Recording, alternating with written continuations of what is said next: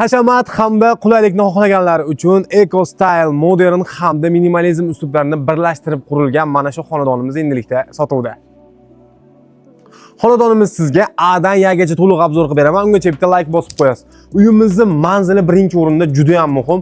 Ushbu chiroyli uyimizning lokatsiyasi top, hozirda 10 ming dollardan ham bir sotiq yo'q bo'lgan yerda joylashgan. Ya'ni afsonaviy villaning shundoqqina tepasida yakkali 4 etajli moldan kirganimizda joylashgan. Ko'chaning oxiri tupik, begonalar bezovta qilmaydi. Chap tomonimizdan esa Zilol ko'cha tomonga ham o'tsa bo'laveradi. Demak, birinchi o'rinda darvozaxonadan kirganimizda uyimiz mana shunaqangi chiroyli yo'lagiga o'zingiz tushadi.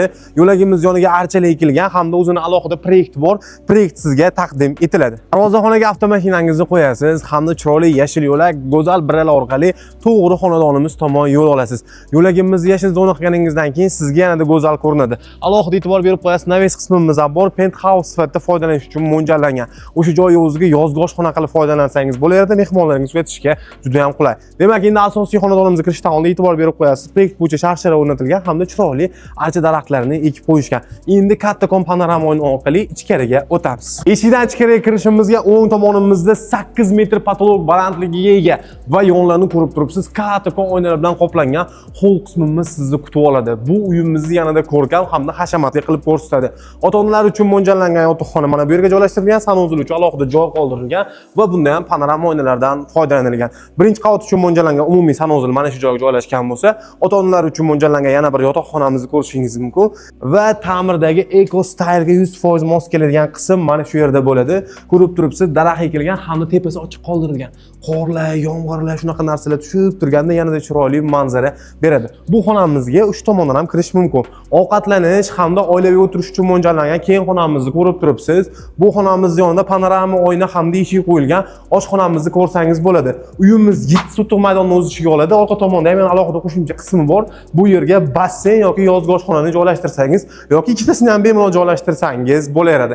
Endi ikkinchi qavatga o'tamiz. Tush uchun emas, o'zi uchun qurilgan uy baribir farqi bitta deb bilinadi.